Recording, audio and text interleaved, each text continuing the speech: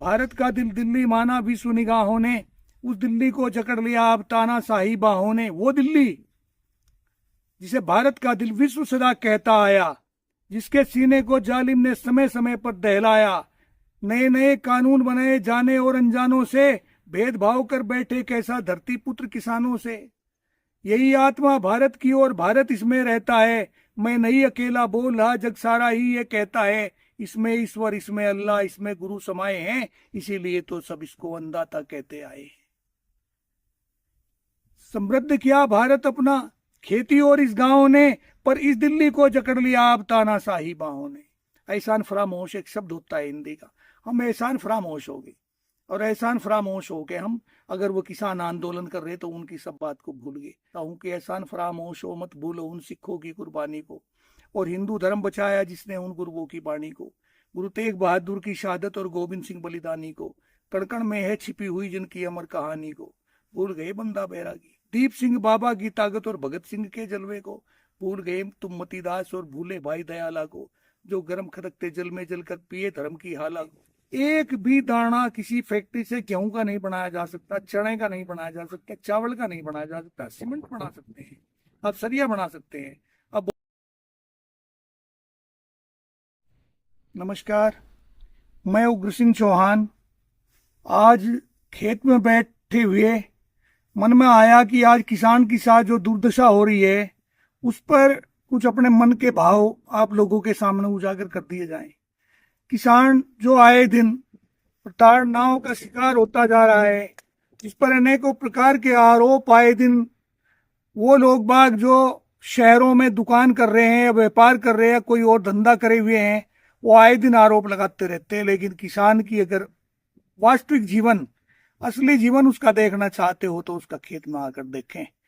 हर बार जब जब भी किसान ने अपने दुख दर्द की आवाज उठाई, चाहे वो उसके एमएसपी की गारंटी हो, चाहे उसके फसलों के भाव का हो, चाहे कर्जे का हो, चाहे बिजली का हो, चाहे जो भी कुछ रहा हो, उस पर किसान बोलता रहा। और किसान की बात को तत्कालीन उस समय की जो समय की सरकारें थी, उन्होंने उस पर ध्यान दिया और उसकी मदद भी होती रही। लेकिन अब कुछ दिनों से देखने में आ रहा कि किसान अपने मन की बात कहता रहे, लेकिन कोई सुनने वाला नहीं है। क्योंकि मुझे तो ऐसा लग रहा है कि सुनने वाला कोई शासक नहीं, बल्कि कोई एक तानाशाह है। और मुझे ये कहने के लिए विवश होना पड़ रहा है कि जिस किसान की बात को बड़े ध्यान से सुन लेना चाहिए, जिसको भारत की आत्मा कहा जाता हो, जिसे अन्नदाता कहा जाता हो, जो भारत की आत्मा जिसके गांव में बसती हो और गांव खेती से जुड़ा हुआ हो, उस किसान को आज अपनी खेती से मोह भंग करने के लिए विवश होना पड़ रहा है। वो आज उस कटघरे में खड़ा हुआ है कि जवाब देने के लिए उसके पास कुछ है नहीं।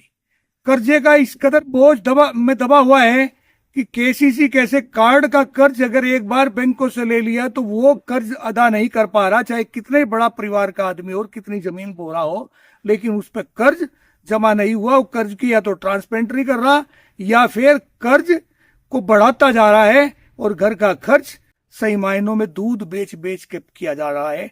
ये एक वेदना है, और ये जिसके साथ ये वेदना हो रही है, समस्या, वो एक किसान है। लेकिन ये सुनाया किसे जा, क्योंकि दिल्ली की गद्दी पर बैठने वाले आदमी जो अब से पहले बैठते हुए आए, वो थे जो जिन्हें ये कहा जा सकता था कि उनके अंदर आत्मा है, कुछ संवेदना है, वो इस वेदना को जानते हैं। किसान परिवारों से जुड़े रहे, किसानों की वेदनाओं को जानते थे। लेकिन आज की सत्ता मति मंद है, पता नहीं किस मद में डूबी हुई है, किसान की कोई बात सुनने के लिए तैयार नहीं है। छोटे छोटे लॉलीपॉप देने से क्या किसान का भला हो जाएगा? अब 2-4 हजार रुपए प्रति वर्ष अगर किसान के खाते में डाल ले, उससे किसान को क्या लाभ होगा? भाई, आप किसान के दिल की बात सुन के इसकी जो एमएसपी की गारंटियां हैं, इसके गन्ने के भाव हैं, इनके फसलों के भाव हैं, इसके कर्ज माफी है, इस पर आप ध्यान दें। इस पर तो ध्यान नहीं दी जा रही। तानाशाही दिखाने से काम थोड़ा ही चलेगा। लेकिन आज विवश होकर मुझे ये कहना पड़ रहा, भारत का दिल दिल्ली माना, भारत का दिल दिल्ली माना विश्व निगाहों ने, और अब उस दिल्ली को जकड़ लिया है तानाशाही बाहों ने। भारत का दिल दिल्ली माना विश्व निगाहों ने, उस दिल्ली को जकड़ लिया अब तानाशाही बाहों ने। वो दिल्ली जिसे भारत का दिल विश्व सदा कहता आया, जिसके सीने को जालिम ने समय समय पर दहलाया, नए नए कानून बनाए जाने और अनजाने में, भेदभाव कर बैठे कैसा धरती पुत्र किसानों से। नए नए कानून बनाए जाने और अनजानों से, भेदभाव कर बैठे कैसा धरती पुत्र किसानों से।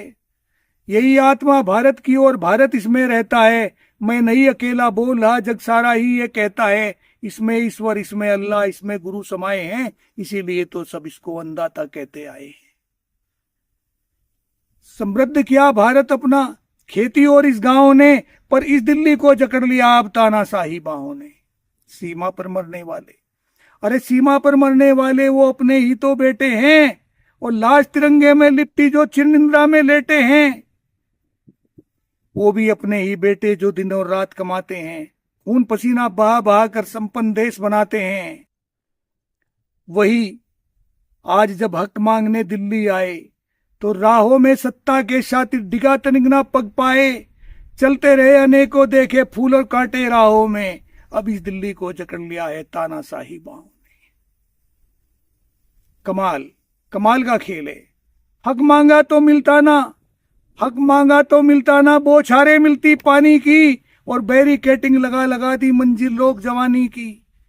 जो मन की अपने बात कहे वो देशद्रोही कहलाता है, जो मन की अपने बात कहे वो देशद्रोही कहलाता है, और धरने देने वाले को आतंकवादी बताया जाता है। कमाल, इस देश में कमाल का खेल हो रहा है। हम आज सिखों पे इतने बड़ा कुठाराघात कर रहे हैं, वो अगर हक हकूक की लड़ाई के लिए, किसानों की लड़ाई के लिए मैदान में आ रहे, तो उन्हें कभी पाकिस्तानी, कभी खालिस्तानी, कभी उन्हें कभी कुछ आतंकवादी, पता नहीं किस किस नाम से नवाजा जा रहा है। सिखों की कुर्बानियों के, उनके बलिदान को सब भूल गए बिल्कुल। केवल उनका एक ही रूप रह गया क्या? अब मैं समझ नहीं पा रहा कि उनकी बात को सुनने के लिए कोई तैयार नहीं है। तो साधु संत लोग बाग थे, इनका कहाँ इन सब चीजों से लेना देना था? इन्होंने तो अपना सारा बलिदान इस देश की सेवा के लिए, इस हिंदू धर्म के लिए ही तो समर्पित किया। साधु संतों को क्या जरूरत पड़ी थी उन मुगल बादशाहों से लड़ने की? गुरु तेग बहादुर कैसों को अपने बलिदान और शहादत देने की क्या जरूरत पड़ी थी? लेकिन आज हम लोग बाग उनका सब बलिदान को भूल गए। एहसान फरामोश एक शब्द होता है हिंदी का, हम एहसान फरामोश हो गए। और एहसान फरामोश हो के हम अगर वो किसान आंदोलन कर रहे तो उनकी सब बात को भूल गए। मैं उसमें आपको छोटी सी एक बात बताना चाहता हूं कि एहसान फरामोश हो मत भूलो उन सिखों की कुर्बानी को, और हिंदू धर्म बचाया जिसने उन गुरुओं की बाणी को। गुरु तेग बहादुर की शहादत और गोविंद सिंह बलिदानी को, कण कण में है छिपी हुई जिनकी अमर कहानी को। भूल गए बंदा बैरागी और वीर हरि सिंह नलवे को, दीप सिंह बाबा की ताकत और भगत सिंह के जलवे को। भूल गए तुम मतीदास और भूले भाई दयाला को, जो गर्म खदकते जल में जलकर पिए धर्म की हाला को। भूल गए तुम मनी सिंह की कटती बोटी बोटी को, और अपना दे बलिदान बचाया आज तुम्हारी चोटी को। भूल गए तारू सिंह की जब तन की खाल उतारी जाती थी, सुबेग और सबाज पर जब चरखी चलवाई जाती थी, तारू सिंह के तन की जब खाल उतारी जाती थी। भूल गए तुम मती मंदे अकल के अंधों किस गफलत में रहते हो। खालिस्तानी पाकिस्तानी उन सिखों को कहते हो जो किसान हित की बात कहने वाला आज सिख आपके बीच में आके अपने हक हकूक की लड़ाई के लिए, इस भारत के किसान की आजादी के, इसकी स्वतंत्रता के लिए अगर लड़ाई लड़ना चाह रहा तो आप उस पर आरोप लगा रहे हैं। बड़े शर्म की बात है। देश किस दिशा में जा रहा है? जिस देश का अन्नदाता ही जब खेती से मोह भंग उसका हो जाएगा और वो विमुख हो जाएगा, अब क्या करेंगे? मुझे एक बात बताएं, एक भी दाना किसी फैक्ट्री से गेहूं का नहीं बनाया जा सकता, चने का नहीं बनाया जा सकता, चावल का नहीं बनाया जा सकता। सीमेंट बना सकते हैं, अब सरिया बना सकते हैं, अब बहुत सारी चीज फैक्ट्रियों में पैदा कर सकते हैं, लेकिन अन्न पैदा नहीं कर सकते। अब डुप्लीकेट तेल पैदा कर सकते हैं, लेकिन आप असली तेल पैदा नहीं कर सकते। इस अन्नदाता की कदर करनी सीखो। जब भी ये बोलता है इसके खिलाफ आप खड़े हो जाते हो, और हमारे भाइयों को, हमारे किसानों के खिलाफ आप बोलने के लिए उन्हें उत्साहित करते हो, प्रेरित करते हो। ये सौतेला व्यवहार है। हम इसके 100% विरोध में हैं। किसान की बात मान लेनी चाहिए। किसान भारत की जड़ें है, रीढ़ है। जब भी जरूरत पड़ी इस देश को किसान ने अपना खून पसीना बहा बहा के इस देश को संपन्न कराया, इसको आत्मनिर्भर बनाया। किसान तो किसान ही है। इसने कई बार जब हरित क्रांति आई तब किसान ने अपना बलिदान दिया, जब श्वेत क्रांति आई तब किसान का अपना बलिदान रहा। किसान ने इस देश को संपन्न बनाने में कहीं कोई कसर नहीं छोड़ दी। और आज दिल्ली की गद्दी पे कोई और लोग बाग बैठे। काश अगर दिल्ली की गद्दी पे कोई किसान परिवार से जुड़ा हुआ आदमी बैठा हुआ होता तो निश्चित रूप से आज किसान की ये दुर्दशा ना होती कि वो बोलने के लिए भी बाध्य हो गया, विवश हो गया। किसान को दबा दिया गया, उसकी आवाज को दबा दिया गया, और परिणाम ये हो रहा है कि आज खेती से मोह भंग होता जा रहा है। नए नए लड़के खेत में नहीं जा रहे। पशु जिसके खुंटे की शोभा हुआ करती थी, जिसके घेर की शोभा पशु हुआ करते थे, खेत की शोभा पशु हुआ करते थे, आप पशु नहीं रहे। आज कोई मन ही नहीं करता खेती की तरफ जाने के लिए। मैं इन लोगों से निवेदन करता हूं कि इस किसान पर आरोप न लगावें। कम से कम ये दिल्ली में बैठे हुए या लखनऊ में या शहरों में बैठे हुए लोग बाग उन किसानों पे, जो देश का अन्नदाता है, जो दूसरे के लिए यही करता है, अपने आप भूखा रह के दूसरे का पेट भरने वाला किसान, पृथ्वी का सीना चीर कर करोड़ों लोगों की भूख को शांत करने वाला किसान, क्या आपके इन शब्दों से आहत नहीं होगा? आपके एक एक शब्द से किसान आहत हो रहा है। और मैं किसान परिवार से जुड़ा हुआ, किसान की वेदना को, उसकी व्यथा को अच्छी तरीके से जानता हूं। आज किसान के साथ हो क्या रहा। जय हिंद, जय भारत।